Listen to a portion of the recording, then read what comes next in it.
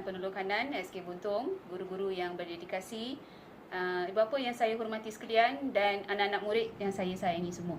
Okey, apa khabar semua? Saya harap semua dalam keadaan sihat dan sentiasa gembira ya. Okey, saya buat video ringkas ini untuk memberi makluman kepada ibu bapa, terutamanya ibu bapa murid-murid pemulihan. Okey. Alright.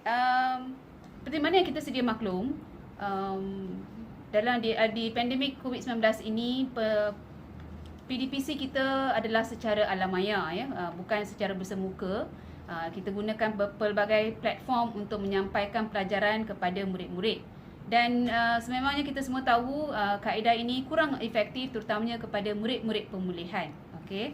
Sebab kebanyakan murid-murid pemulihan ada masalah peranti, ada masalah internet dan bapa bekerja dan mereka tidak dapat diberi tumpuan yang sepenuhnya seperti mana yang mereka selalu berada di sekolah. Okey. Kalau dekat sekolah, apabila waktu pelajaran mereka akan bergerak ke kelas pemulihan khas di mana guru pemulihan sekolah kita, Puan Nurshida, akan memberi bimbingan khusus kepada murid-murid tersebut.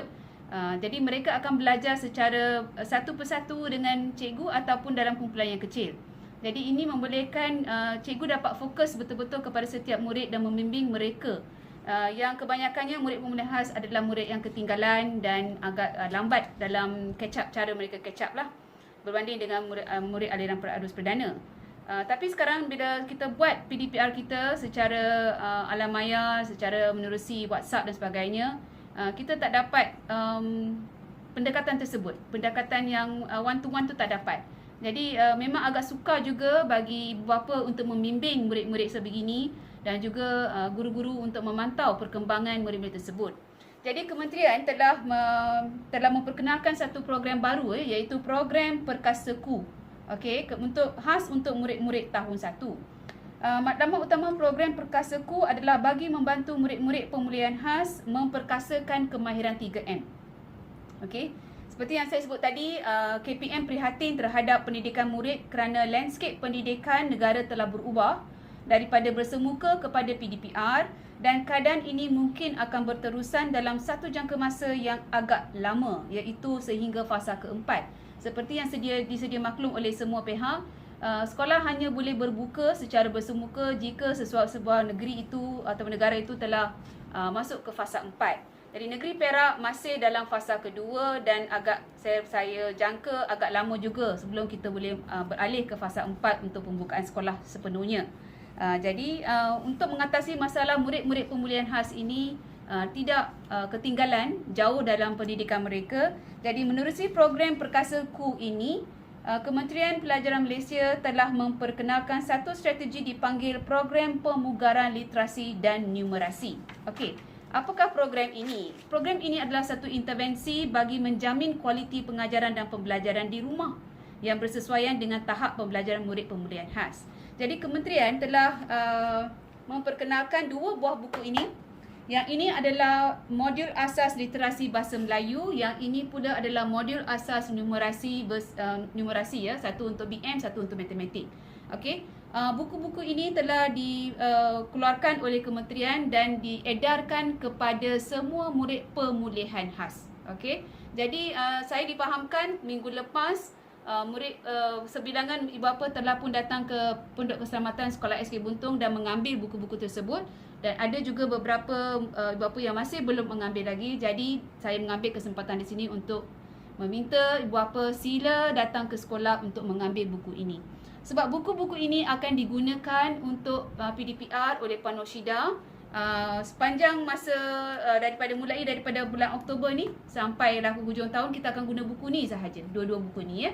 Okey, buku-buku ini dia adalah bagi menguasai kemahiran asas. Okey, jadi buku ini sepenuhnya digunakan oleh ibu bapa di rumah untuk membimbing anak mereka.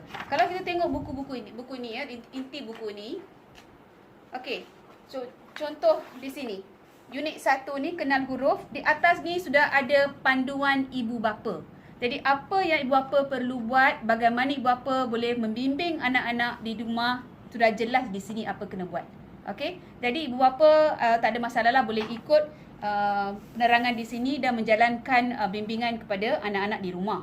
Cikgu pula akan setiap hari bila mereka buat PDPR menghantar tugasan dalam WhatsApp kelas nanti, dalam kumpulan, mereka akan terangkan daripada muka surat apa ke muka surat apa perlu buat. Bukan semua sekali buat sekaligus. Okay, dia ada beberapa muka surat yang kena buat, mungkin 2 muka surat, 3 muka surat sekali masa. Jadi cikgu akan masukkan dalam grup dan ibu bapa pula baca dalam grup dan juga rujuk kepada buku ini dan membimbing anak-anak. Okey, jadi kami sekolah perlu hantar laporan laporan kepada kementerian tentang pencapaian murid tersebut. Okey. Jadi modul ini adalah khas untuk murid-murid tahap 1 iaitu tahun 1, 2 dan 3. Okey. Pesanan saya kepada ibu bapa adalah nombor satu, wujudkan kerjasama di antara guru dengan ibu bapa. Itu sangat-sangat penting.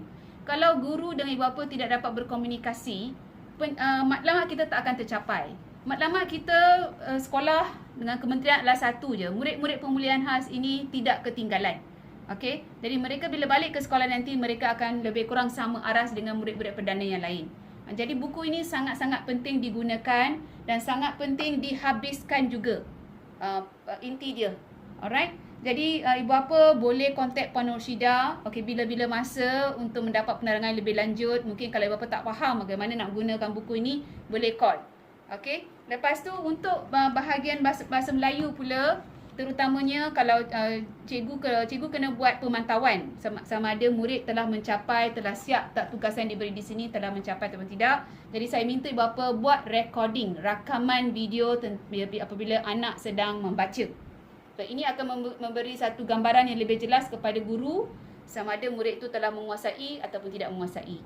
Jadi saya harap ibu bapa dapat memberi kerjasama kepada guru dan membimbing anak-anak murid di rumah menerusi buku-buku ini, dan sentiasalah berhubung dengan cikgu untuk memberi feedback tentang perkembangan anak-anak.